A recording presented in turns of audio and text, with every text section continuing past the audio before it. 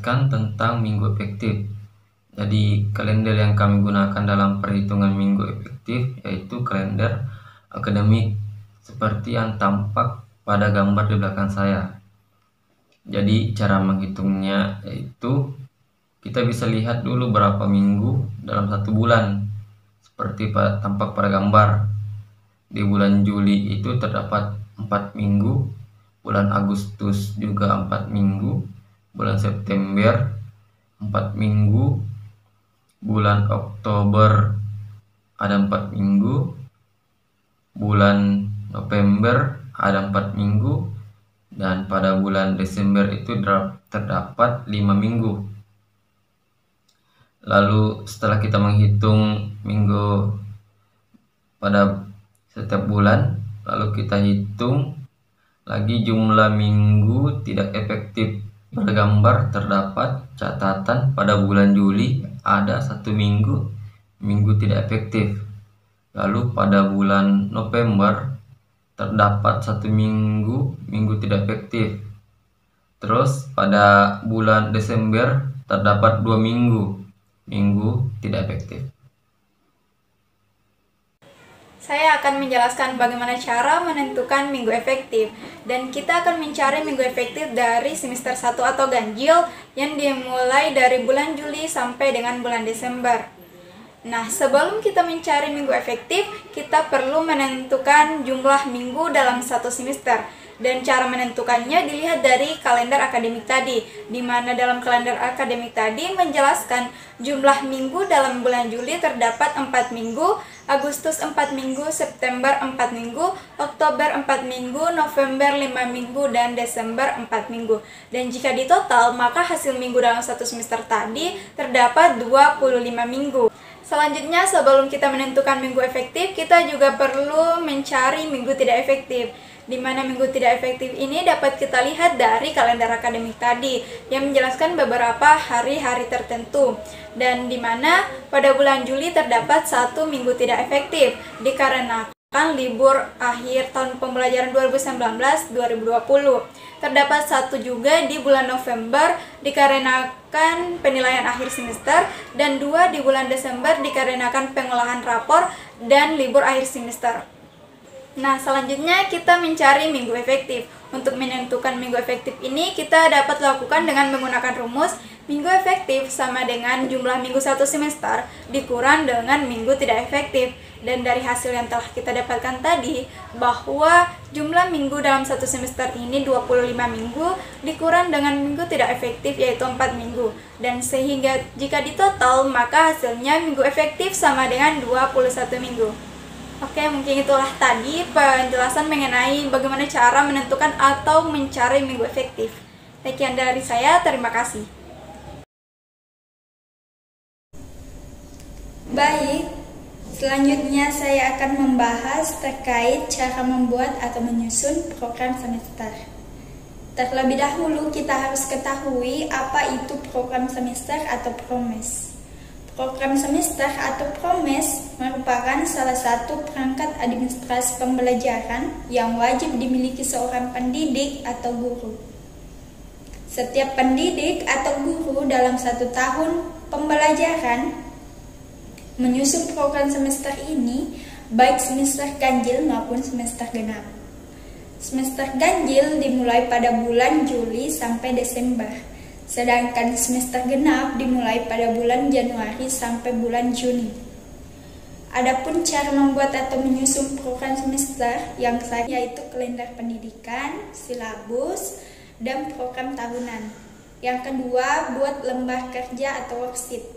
Di sini kita buat lembar kerja atau worksheet di program Microsoft Office Excel. Kita buat kolom dan baris sesuai yang ada contoh di samping saya. Dan contohnya lebih jelas atau lebih detailnya dapat dilihat di beberapa sumber, bisa di Google ataupun YouTube. Kemudian kita sesuaikan mata pelajaran, kelas atau semester, dan tahun pengajaran. Setelah itu kita masukkan kompetensi dasar yang ada dalam silabus dalam lembar kerja worksheet ini. Kemudian langkah ketiga, kita mengatur pertemuan pembelajaran. Langkah ini kita melihat program tahunan dan kalender pendidikan sebagai acuan untuk menyesuaikan pertemuan atau jam dalam pembelajaran, berapa lama dalam satu kompetensi dasar kita dapat selesaikan. Setelah semuanya dikerjakan, kemudian langkah terakhir, kita beri warna untuk membedakan ada kegiatan sehingga seorang pendidik atau guru tidak bisa masuk mengajar. Sekian dari saya. Ya baik, sesuai dengan keterangan yang ada pada video bahwa saya di sini bersama salah satu rekan saya akan menjelaskan mengenai perangkat pembelajaran yang terakhir, yaitu penyusunan RPP atau Rencana Pelaksanaan Pembelajaran.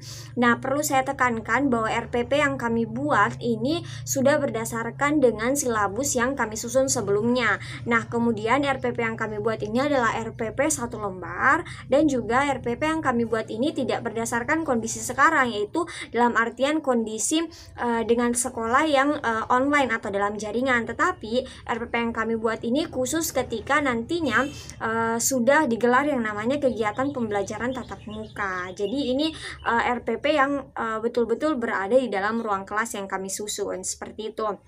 Nah, jadi dalam silabus, berpatokan dengan silabus yang sudah kami susun, itu ada sekitar 12 atau 13 kompetensi dasar. Nah, itu semua kami bikinkan RPP, tetapi dengan di mana RPP-nya itu ada berbeda pertemuan, ya berbeda RPP, seperti itu.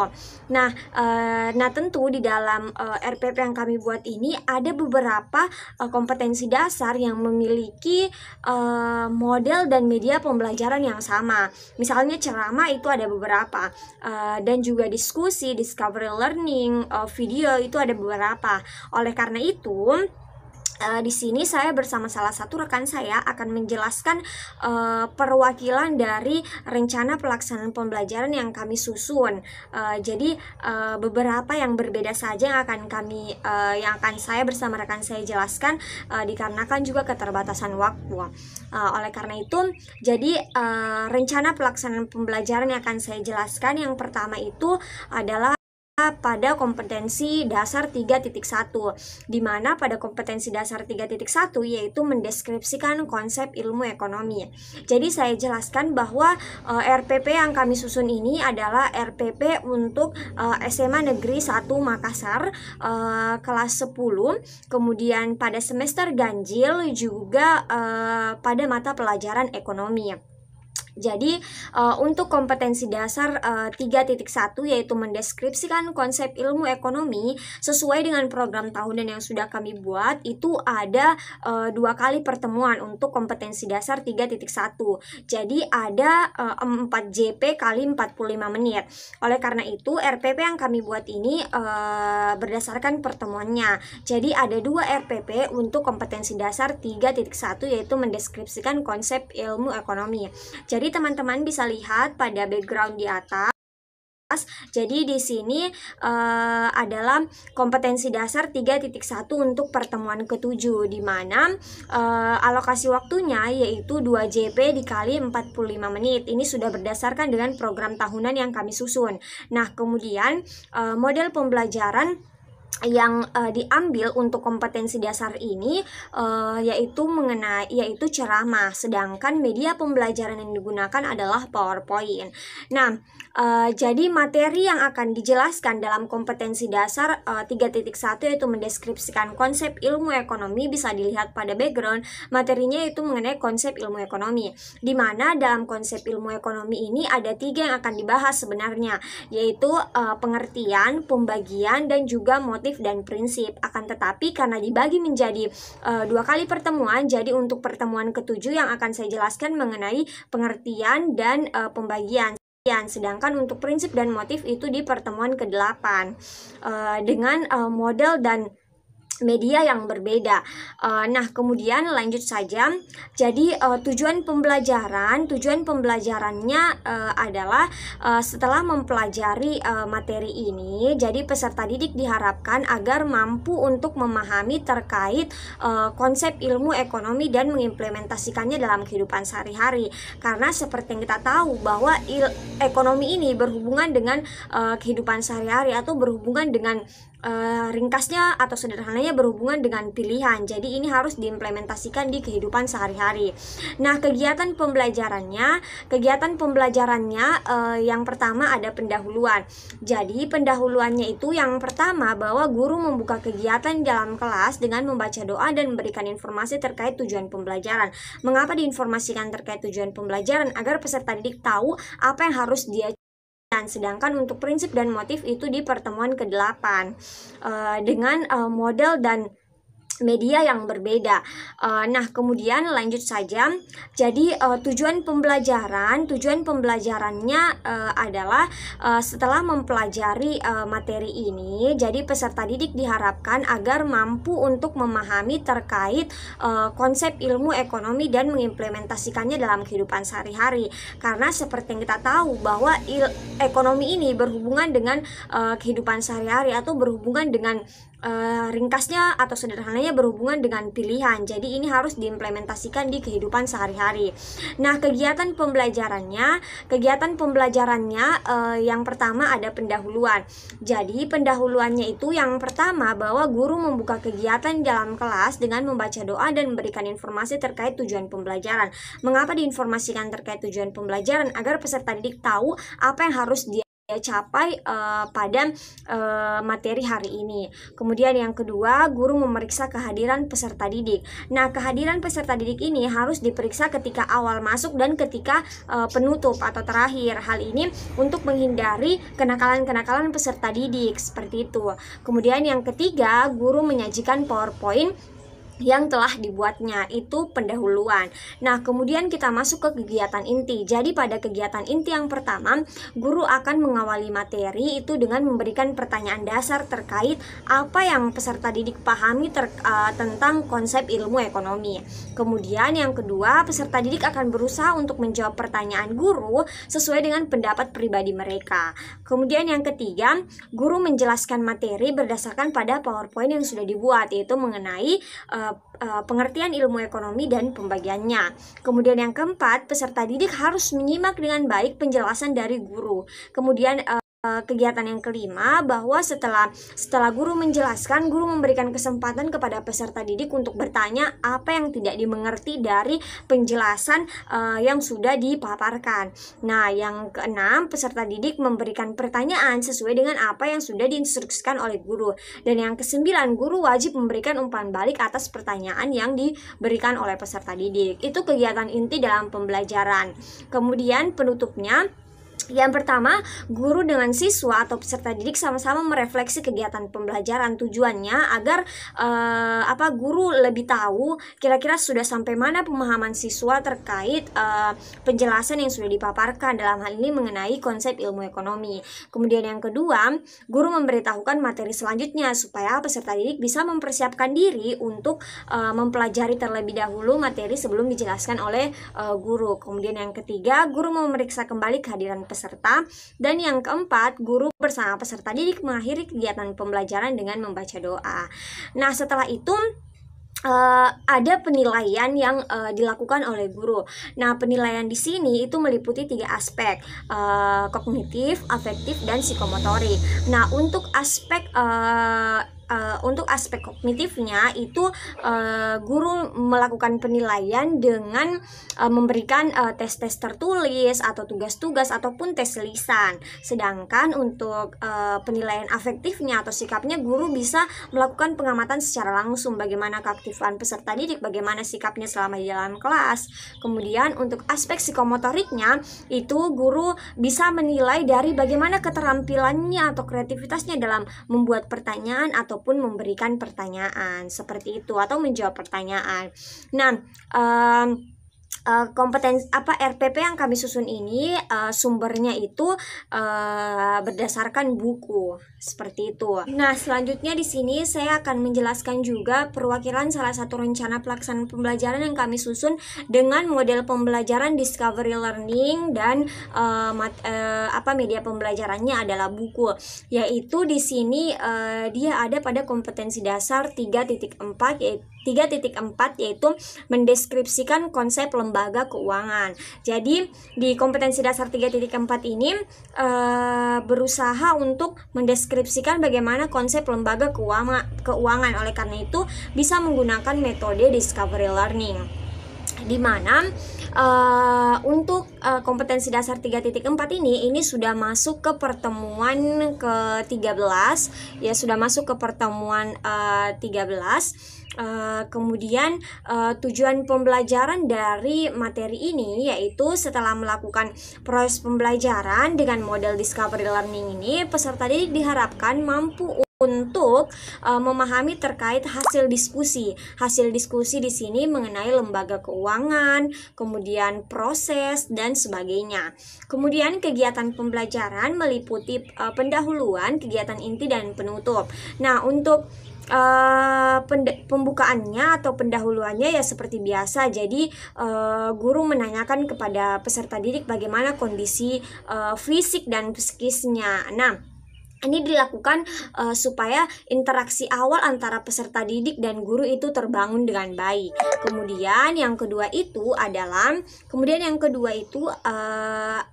guru membuka pelajaran dengan membaca doa terlebih dahulu, dengan membaca doa bersama dengan peserta didik, memohon kemudahan untuk penerimaan materinya. Kemudian guru menjelaskan tentang materi apa yang akan dipelajari hari ini atau yang akan dia jelaskan. Kemudian guru juga harus memberitahukan tentang cakupan materinya. Seperti itu pendahuluannya. Kemudian di kegiatan inti, untuk di kegiatan inti sendiri, jadi di sini yang pertama peserta didik ditugaskan untuk membaca referensi. Jadi referensi di sini buku yang bersumber dari Alam dan Budianto tahun 2013, itu buku ekonomi kelas 10. Kemudian tentang lembaga keuangan. Nah, kemudian yang kedua, setelah peserta didik membaca, guru menginstruksikan kepada peserta didik untuk menyampaikan informasi apa yang didapatkannya setelah membaca materi tersebut. Kemudian yang ketiga, guru menjelaskan hasil pemikiran atau informasi yang didapatkan dari peserta didik. Kemudian yang keempat, peserta didik dihadapkan terkait dengan pengertian jenis lembaga keuangan, alat sistem pembayaran. Nah, guru harus menanyakan perihal jenis-jenis lembaga keuangan pada peserta didik supaya peserta didik tahu. Kemudian yang kelima, peserta didik menyimpulkan informasi konsep lembaga keuangan dan materi lainnya terkait dengan lembaga keuangan. Kemudian penutup. Jadi penutupnya di sini guru memberikan apresiasi atau guru memberikan pengakuan kepada peserta didik bahwa semangatnya untuk belajar itu sangatlah tinggi. Kemudian guru juga, karena ini metodenya discovery learning, maka guru bisa memberikan games yang bisa mengasah pemikiran peserta didik ataupun games yang hanya untuk seru-seruan atau fun sebelum mengakhiri pembelajaran. Nah, seperti dengan pertemuan-pertemuan sebelumnya di RPP, bahwa ada penilaian pembelajaran, yaitu meliputi 3 aspek. Untuk aspek pertama pada kompetensi dasar 3.1 yaitu mendeskripsikan konsep lembaga keuangan, terkhususnya di pertemuan ke-13 ini, untuk penilaian kognitifnya itu dengan tugas-tugas, kemudian tes tertulis, tes lisan. Untuk penilaian afektifnya itu ada guru sudah mempersiapkan lembar pengamatan sikap yang tinggal diisi oleh guru sendiri. Kemudian untuk aspek psikomotoriknya itu dengan guru dapat menilai dengan bagaimana keaktifan siswa selama di dalam kelas dan bagaimana dia mampu untuk merancang atau berkreativitas dalam memberikan pertanyaan ataupun menjawab pertanyaan. Itu mungkin perwakilan dua rencana pelaksanaan pembelajaran dengan metode yang berbeda yang saya jelaskan. Selanjutnya rekan saya akan menjelaskan mengenai dua metode pembelajaran atau dua metode pembelajaran pada RPP yang berbeda juga. Assalamualaikum warahmatullahi wabarakatuh. Pada kali ini saya akan menjelaskan tentang kompetensi dasar 3.2 memecahkan masalah ekonomi. Di kompetensi dasar 3.2 ini yaitu pertemuan ke-10 dengan alokasi waktu 2 JP dikali 45 menit dengan media pembelajarannya yaitu video dan model pembelajarannya yaitu ceramah. Dalam kegiatan pembelajaran ini ada kegiatan pendahuluan. Yang pertama, guru membuka kegiatan di dalam ruang kelas dengan doa dan memberikan informasi terkait tujuan pembelajaran. Jadi yang pertama-tama yang harus dilakukan guru untuk membuka kegiatan pembelajaran ini adalah membaca doa dan memberikan informasi terkait tujuan pembelajaran. Jadi tujuan pembelajaran di pertemuan ke-10 ini adalah setelah mengikuti pembelajaran, peserta didik diharapkan dapat memahami gambaran terkait masalah ekonomi. Jadi yang kedua adalah guru memeriksa kehadiran peserta didik supaya guru mengetahui berapa peserta didik yang mengikuti pertemuan ke-10 ini. Baik, selanjutnya yaitu kegiatan inti. Yang pertama, guru mengawali materi dengan menayangkan video terkait masalah ekonomi dan peserta didik harus menyimak video itu dengan baik.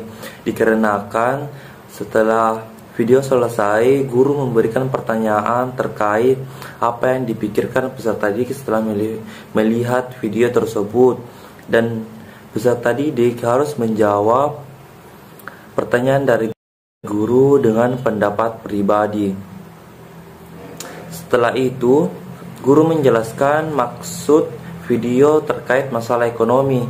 Peserta didik harus menyimak dengan baik apa yang dijelaskan dari guru. Setelah menjelaskan, guru membuka sesi tanya jawab bagi peserta didik yang ingin bertanya terkait masalah ekonomi sesuai video yang ditayangkan. Peserta didik mengajukan pertanyaan, setelah itu didiskusikan bersama dengan guru. Mengapa dilakukan sesi tanya jawab? Dikarenakan untuk melatih public speaking peserta didik dan keaktifan peserta didik. Baik, kegiatan selanjutnya yaitu kegiatan penutup. Guru bersama peserta didik merefleksi kegiatan pembelajaran. Jadi, guru bersama peserta didik ini menyimpulkan hasil pembelajarannya terkait masalah ekonomi. Setelah itu, guru bisa memberikan motivasi kepada peserta didik untuk tetap semangat dalam melakukan pembelajaran. Dan yang kedua, guru memberikan informasi materi di pertemuan selanjutnya. Selanjutnya itu guru memeriksa kembali kehadiran peserta didik. Baik, selanjutnya kompetensi dasar 3.3 mendeskripsikan alat pembayaran beserta sistemnya. Di kompetensi dasar 3.3 ini yaitu pertemuan ke-11, alokasi waktu itu 2 JP kali 45 menit. Model pembelajarannya diskusi, media pembelajarannya buku. Baik, di kegiatan pembelajaran ini yaitu pertama kegiatan pendahuluan. Yang pertama, guru membuka kegiatan di dalam ruang kelas dengan doa dan memberikan informasi terkait tujuan pembelajaran. Jadi, pertama-tama yang harus dilakukan guru itu untuk membuka pembelajaran ini adalah membaca doa dan memberikan informasi terkait tujuan pembelajaran. Jadi tujuan pembelajaran di pertemuan ke-11 ini adalah setelah mengikuti pembelajaran, peserta didik diharapkan dapat memahami dengan mendiskusikan pengertian dan jenis alat pembayaran. Baik kegiatan pendahuluan yang kedua, yaitu guru memeriksa kehadiran peserta didik supaya guru mengetahui berapa jumlah peserta didik di pertemuan ke-11 ini. Baik, selanjutnya di kegiatan inti. Yang pertama, guru mengawali materi dengan memberikan pertanyaan dasar terkait materi di dalam ruang kelas. Yang kedua, peserta didik menjawab pertanyaan yang diberikan oleh guru sesuai dengan pendapat pribadi. Mengapa dilakukan pertanyaan di awal kegiatan? Supaya untuk peserta didik lebih aktif lagi dalam kegiatan pembelajaran ini. Dan yang ketiga, guru menjelaskan materi dengan mengacu pada PowerPoint, yaitu materi pertama adalah pengertian dan komponen sistem pembayaran. Setelah menjelaskan, guru membuka sesi tanya jawab bagi peserta didik yang ingin bertanya terkait materi pengertian, komponen dan jenis pembayaran. Peserta didik mengajukan pertanyaan, setelah itu didiskusikan bersama dengan guru. Mengapa dilakukan lagi sesi tanya jawab? Supaya peserta didik ini lebih aktif dalam pembelajaran ini dan melatih kepercayaan diri peserta didik dan public speakingnya. Baik, kegiatan terakhirnya yaitu penutup. Guru bersama peserta didik merefleksi kegiatan pembelajaran. Jadi guru dan peserta didik ini menyimpulkan kegiatan pembelajaran pada hari ini. Dan setelah itu guru memberikan motivasi terhadap peserta didik. Baik, selanjutnya itu guru memberikan informasi materi di pertemuan selanjutnya, dan guru bersama peserta didik mengakhiri pembelajaran dengan membaca doa. Baik, itu saja yang sempat saya jelaskan tentang rencana pelaksanaan pembelajaran kompetensi dasar 3.2 dan 3.3. Sekian, terima kasih.